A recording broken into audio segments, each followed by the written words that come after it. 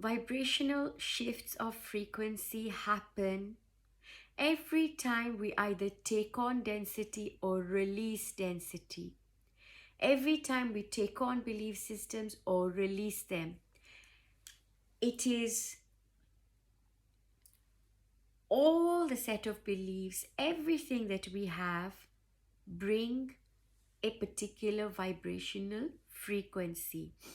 When you want to vibrate at a higher frequency, you've got to let go of everything that is dense inside of us.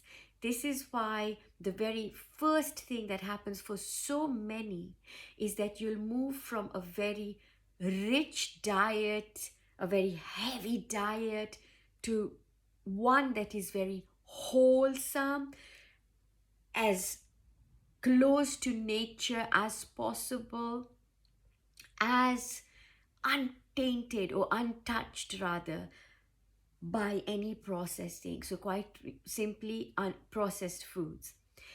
You opt out of all this and you gradually move into more liquids.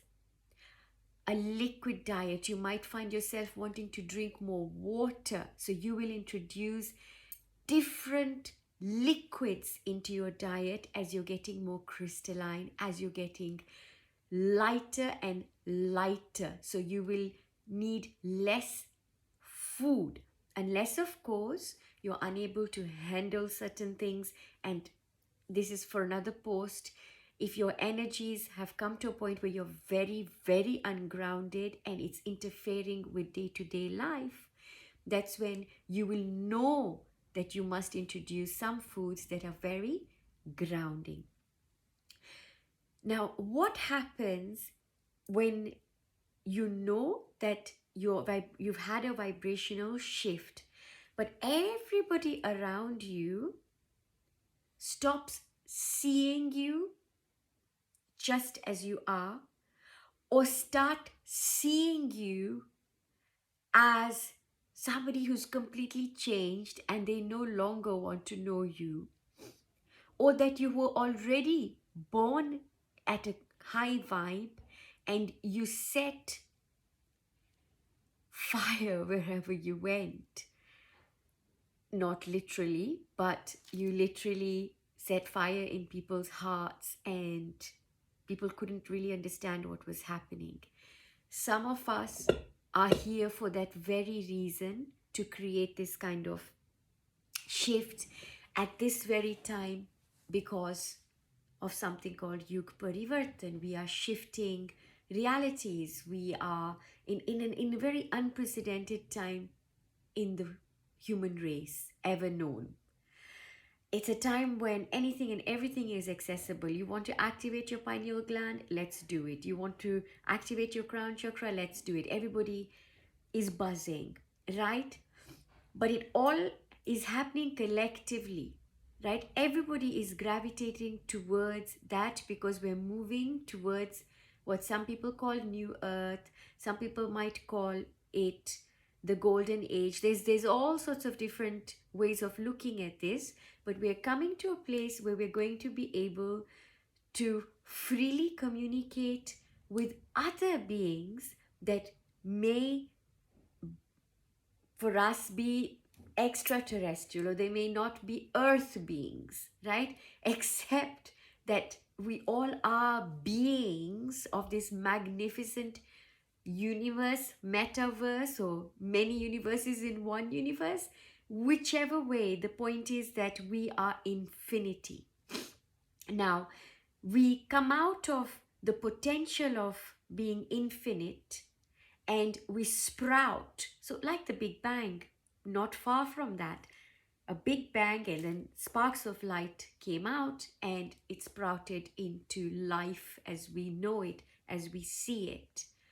And then we gather all of the experiences and then we go back and the consciousness expands with all of these different experiences that happen. Now, for us to be able to experience our multi-dimensionality, and we want to experience all of that, density must go. So when you are high vibrational, or you are shifting into a higher vibration, when you are still in transition, you will notice how you are being treated by others or how you're being perceived by others. But the key thing here is to know when you are in transition is it might give you a slight pain in your heart, a pang, because there is still that part of us that wants to be loving and cooperative, wants to be part of the community and wants us to live together as a community. So it is not always that we still need to step into our independence away from our codependence and that we still need to come and walk in our power. That is all mind. Yeah, that is that we are walking into our sense of self. But there is a deeper longing than that. And it is a longing that is devoid of a codependency, but is rather like an interdependency. And that brings us to our nature as humans, is that we are loving and cooperative. And all these eons of oppression, suppression, and not being able to be loving and cooperative have then given rise to so much anger, so much pent up rage, in then waging wars, right? And all of that now has to come out. It has to come out. So we know that rather than you go and violate somebody's boundary or hurt somebody, right? And if you have anger inside of you, channel it. Let it out.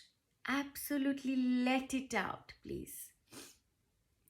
It's not going to do us any good as a society and you, because it starts to eat at us. So even when we have led very placid, flat lives, perhaps nothing much happening, right, that's shaking us, you might still end up diseased. You might end up with cancer or something, right? Something that's eating at us, because that is all of those things that have been eating at us inside that we've been totally unaware of. So if you're a parent and your child is having a meltdown, let them have it. You can show them other ways of releasing that energy so that it doesn't go and lodge itself, right? That's a whole different pose, a whole different story.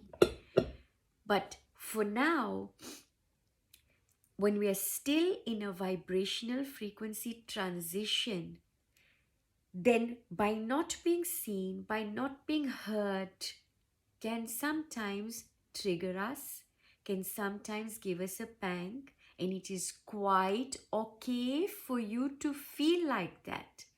But never ever feel the need for you to dim your light.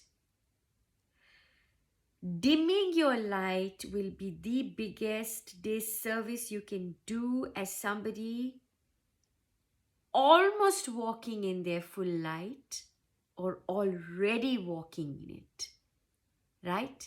Because if you're already walking in your light or almost there, then please do not let anything get in your way here. It's all here.